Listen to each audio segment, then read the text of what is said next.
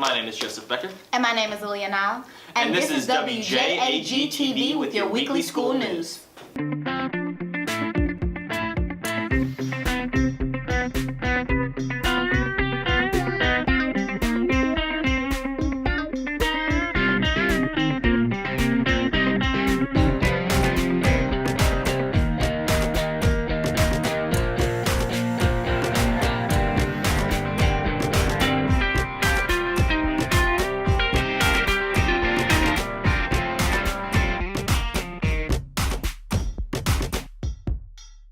This week, we take a trip downtown to the newly controversial Confederate Monument and last month's Pride festivities.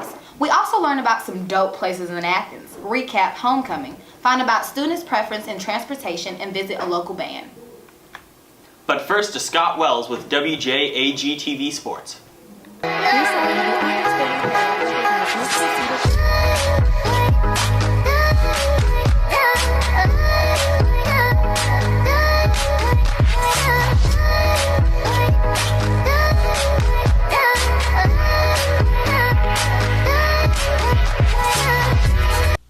The softball season is just finished, and there were many improvements from last year. While the team went 3-16, most of the games were close, and with a bit more practice, softball could have easily had a winning season. We interviewed some players to see how they thought the season went and where they could improve at. Well, the season, we had a pretty rough season overall, but I feel like we kept it together. We didn't let it, affect us. Our defense is wonderful. They good. Our defense is good. we have a lot of, younger people coming in that are really good at softball. So I think it'll actually make the team, stronger. This year we did a lot more better with communication and being able to function as a team and being respectful to each other. We could definitely improve on actually showing up to practice and putting in effort and applying yourself to getting better at the sport. The Cedar Shoals volleyball season has come to a conclusion, and we decided to interview Kayla Page and Angela Gamir on their take of the results of the season. Our last game was pretty intense. We did okay. We had some bumpy roads and a few bad passes, a few bad sets, a few bad plays in general, but overall we did pretty good as a team and we pulled it together even though we took a loss. This season compared to previous season that I have played has been way better. I think the chemistry was better and overall we're just way more aggressive on the court. We communicate a lot more and we hustle for everything now compared to how we did last year. So that was a really good improvement that we had. We met the expectations, I think, as a team. With improvement, as I said before, our hits are way more aggressive and we know how to place the ball a lot more. Place the ball above the 10-foot line, push it back to the deep corners if we need to. So that was a big improvement that we all made. We have an awesome setter coming up. Her name is Lauren. So she has been working really good this season and she has even had the opportunity to set this season. So I think they'll be really good with the setters and they're awesome hitters. They have an awesome middle hitter. I think the season went really well. I think from the beginning of the season to the end of the season, we were really able to improve on things that we needed to improve in. And as a team, as a whole, we were really able to come together and unite as one Cedar team. We were able to win a couple of games and they were really good wins. So I think we did exceed expectations. We did really well at being able to take advice and putting that into the games. After games, sometimes the coach will give us advice on what to improve on and thing, and we took that feedback and we put it into practice and then we put it into a game, which helped us in our next game. Thanks, Scott. Now to Joseph with his story on Confederate monuments. Are they memorials of hate or tributes to the fallen? Let's find out. Confederate monuments dot the South and are still being erected to this day. Atlanta banker and businessman Henry Grady believes the monument should not be moved. This monument has always been important, to me and to my family. There's a name on the monument, and the name on the monument is William S. Grady, and that is my great grandfather. And he was an Athens native, and he fought for something he believed in back in the 1860s.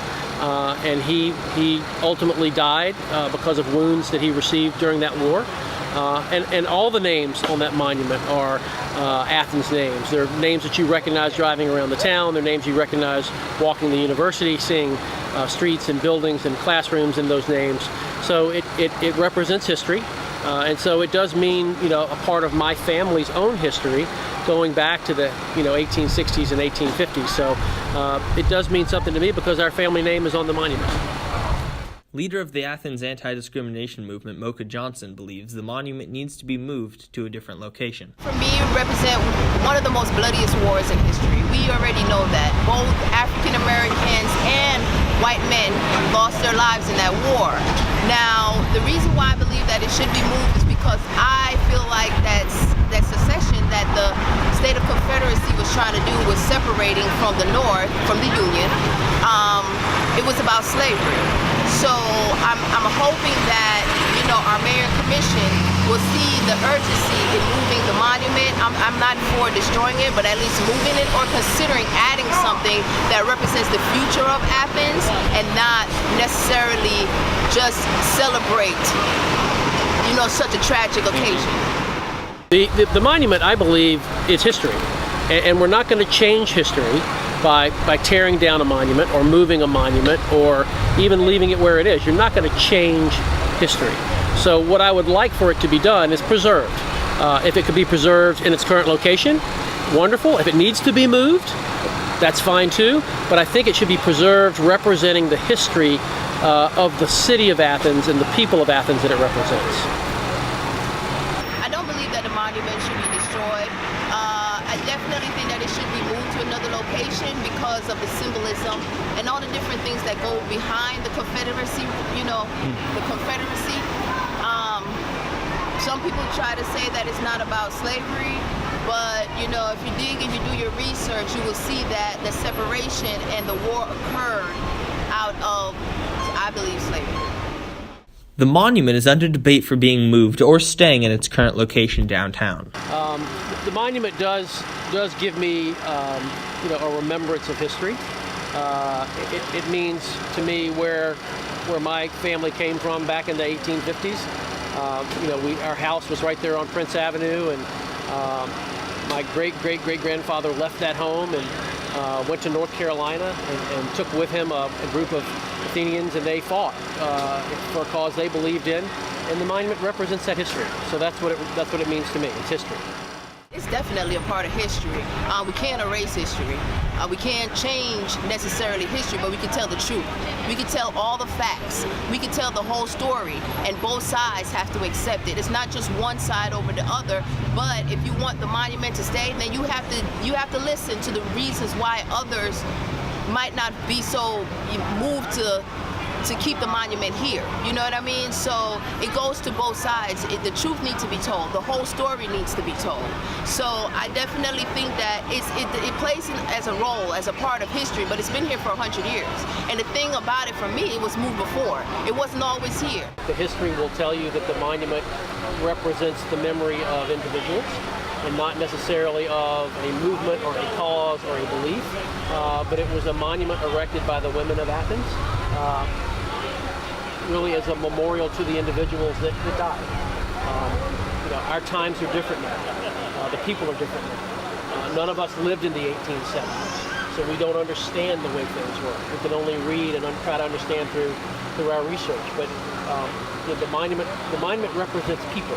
And that's the way I look at it. It's the individuals it represents, not the causes that people are so upset about. So I would say to anybody who wants to engage in dialogue, keep talking, keep trying to understand each other, keep listening, keep studying the history, and come to a mutually agreed upon decision that can make as many people as happy as you can. The discussion is ongoing for what needs to be done with the monument. These monuments sure have sparked a lot of controversy. We'll now go to Aaliyah with a new fashion segment where she explores Athens to find boutiques and people with a passion for fashion and love to share it with others. Dress Up is a fairly new boutique downtown. I met up with Ms. Hendricks to ask about the store and the latest trends that are slaying right now. Well, I've been working with Dress Up almost 2 years. I have been with the company since 2015.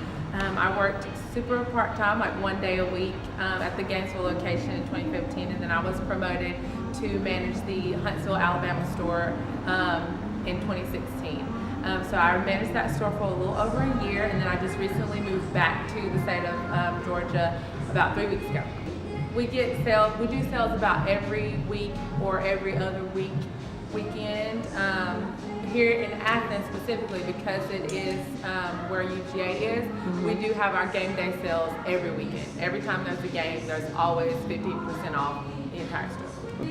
We have new arrivals weekly, so anywhere from 65 to 85 styles every single week, and everything is under $48. Dress Up is focused on the trendy style, so anytime in the fall, any season, if it's trendy, we're gonna make sure that you can find it here at Dress Up. Any kind of colors that are in season, any kind of fabrics or textures that are in season, you're gonna find it here at Dress Up. Thank you so much, Ms. Hendricks, and I hope that Dress Up Boutique continues to thrive in everywhere possible. Thank you. This week I interviewed Ms. Hendricks, the manager of Dress Up. But after that, I actually interviewed Calla Young.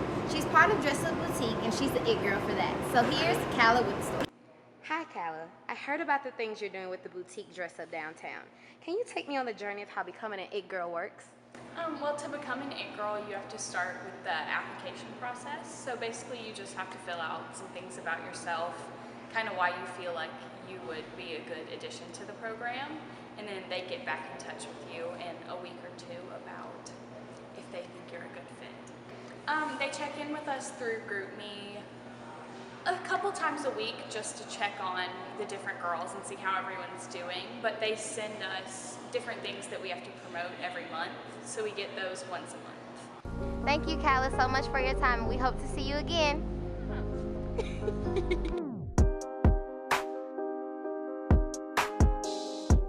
Yes, Calla and those boutiques most definitely have a passion for fashion. They sure do, Joseph, but you know who else has a passion? Sachio Goody and his band, the Drapes. Yes, and here's Trent Dennison with the scoop. 1, 2, 1, 2, 3, go.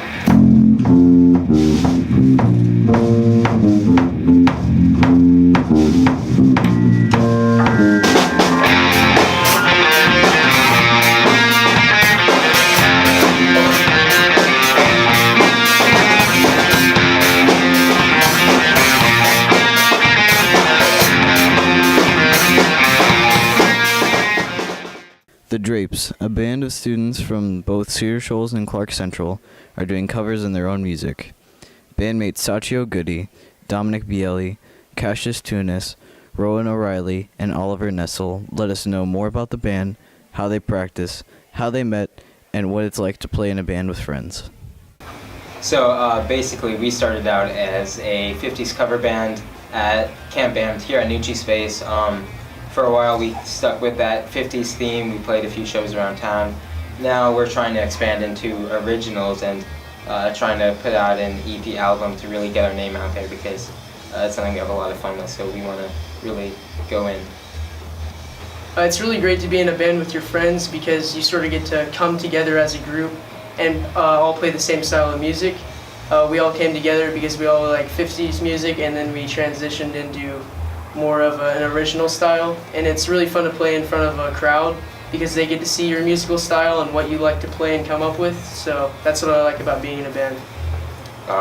Let's see, Cash and I we've been best friends since like we were 4, and I met Dominic and Sachio through camp. And let's see, I know Oliver from when I was a drummer. I used to take drum lessons and we'd run into each other there. But once the band came together, it kind of just all worked out. And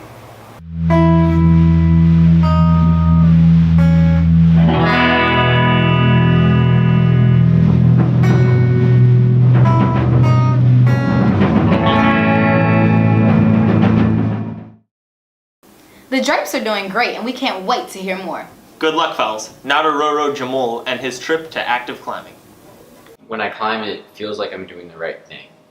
When I'm on the wall, that's what it feels like I'm supposed to be doing. At that moment, I shouldn't be doing anything else except climbing. It's definitely a good form of exercise, and not only does it like work your muscles, but you also have to stretch your body in a lot of different ways, so you end up working kind of like your whole body. more than just one certain part of it. Definitely. It's a full body activity. You're not just pulling with your arms, you're not just standing up with your legs. You have to use your whole body if you're really going to do good. That's something that most sports don't do. With soccer, you're just using your legs. Climbing is something that's really intensive. Coming to Active is a great way for me to relax, sort of unwind and de-stress from a lot of the pressures that I experience at work during the day, and also get a great physical workout in while doing it, doing something that I really enjoy and is a lot of fun. We spoke to employees and members about the atmosphere active climbing provides. I would say open, accepting, also encouraging. Encourage you to challenge yourself.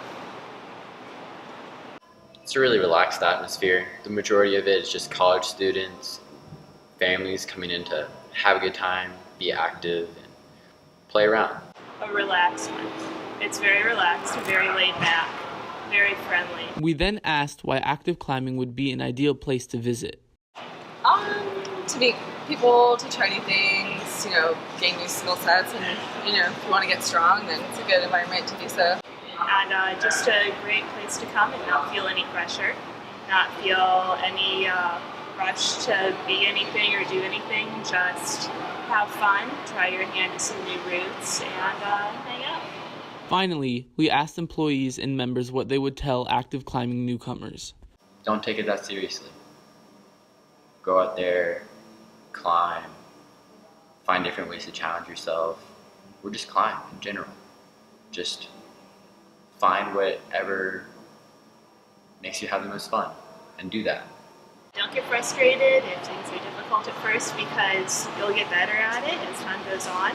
And it's a very rewarding and enjoyable activity. Just be patient, but have fun.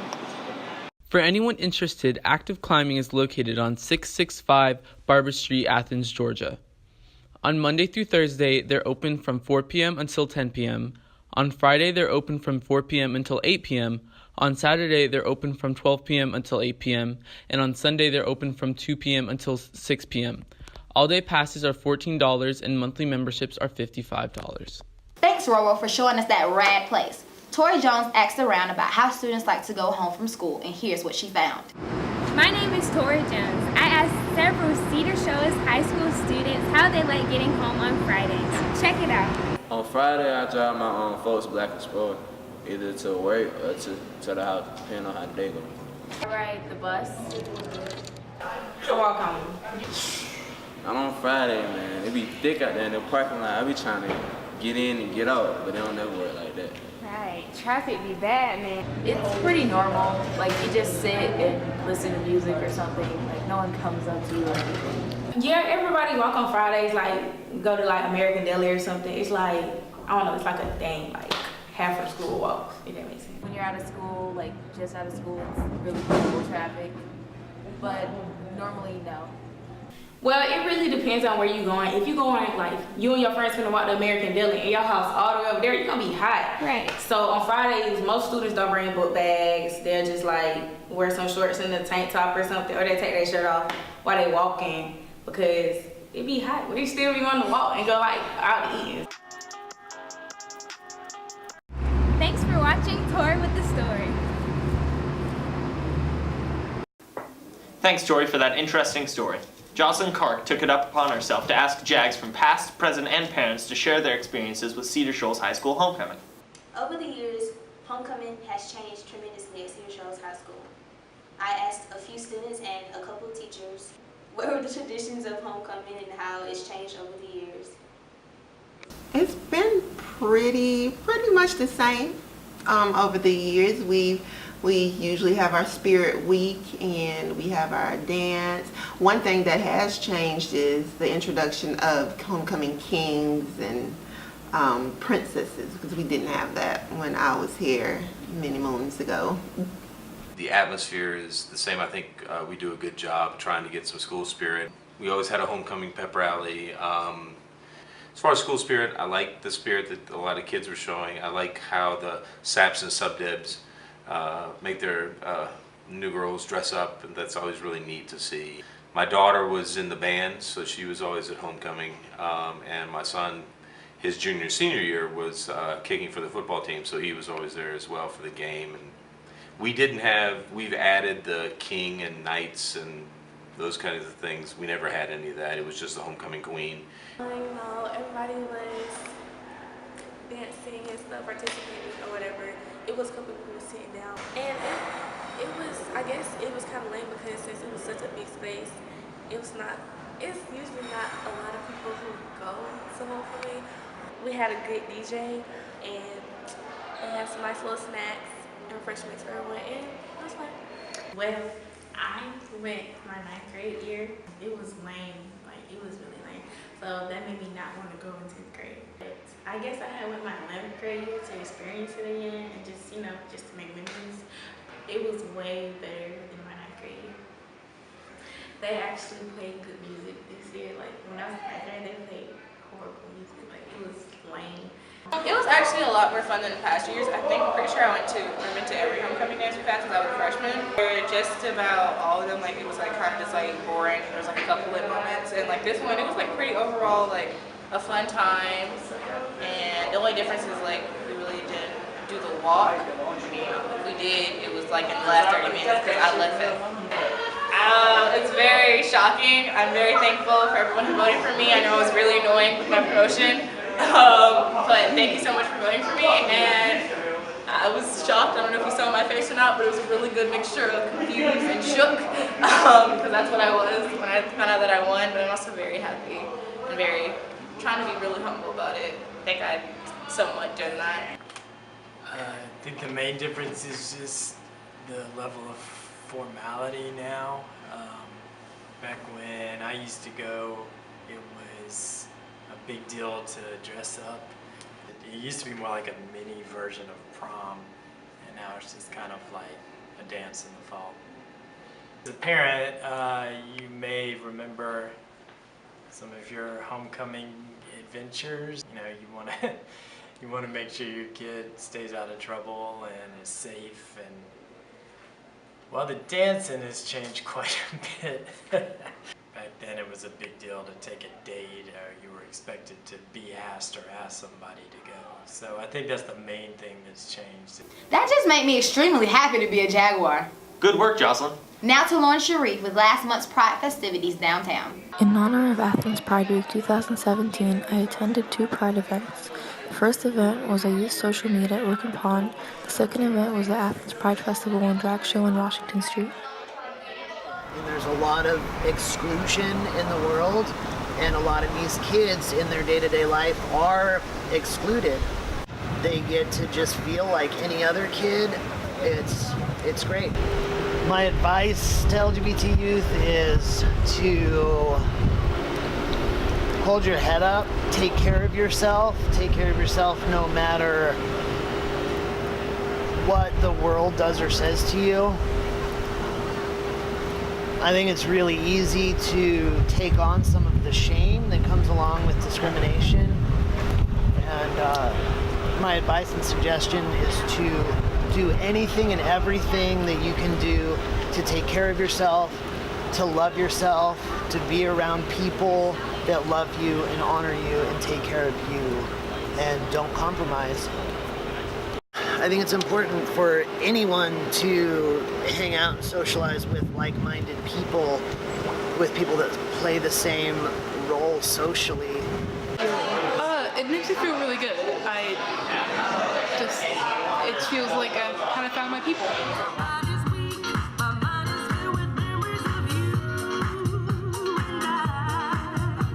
Well, to put on this event for people to come and enjoy and hang out with their friends, but we also help other LGBTQ organizations in town that maybe need some funds for an event that they're putting on. I think it's a chance for people to gather together and feel comfortable in their own skin. And like, for example, today we've had lots of teenagers out and about all day that make new friends and make new contacts and stuff like that. And it's just nice to be amongst peers. It brings the community together, and it's nice to see everyone get along and have fun. I think the main goal will probably be so people can just come here and have fun and to feel safe here, because you know there's not always those places. I'm attending this parade because my sister is lesbian. I'm supporting her, supporting everyone. I'm gay, and I support everyone, whatever you are, whatever you're into. We were talking about how Michelle was gay, how she's lesbian, and my dad was like, no, you're not lesbian, you're sick. And it was sad because it did make her upset, and him making Michelle upset made me upset because he talks about how everyone's supposed to be accepting of everyone. My family wasn't that accepting towards it. They were, like my dad said, you're sick. My mom accepted me. Everyone accepted me. I wasn't against it, but I wasn't for it. It brought us closer because I got a little bit more open-minded. And just because, they come out as gay or they come out as lesbian, doesn't mean that they're not yours, because you gotta love them no matter what. I think that when people hear the word LGBTQ, they immediately think of like trans people, and it's a lot more than that. It includes like so many different types of sexualities and things that people kind of just ignore, and oftentimes they don't understand, so they judge it. They don't try to understand. They don't ask questions or anything, or just like nice questions. They just judge people by what they see, and they just don't try, you know? It makes me feel happy because I see everyone like getting informed and just having a good time with their children, showing them what's like out there, being open-minded. I don't think these type of things would actually happen back in the day, like in the 90s or something. So I think the fact that people can do this and like no one's gonna protest it or anything is a really good thing. If these events keep happening, people are gonna see it and they're gonna get used to it, and they're not just gonna be rude to them or anything.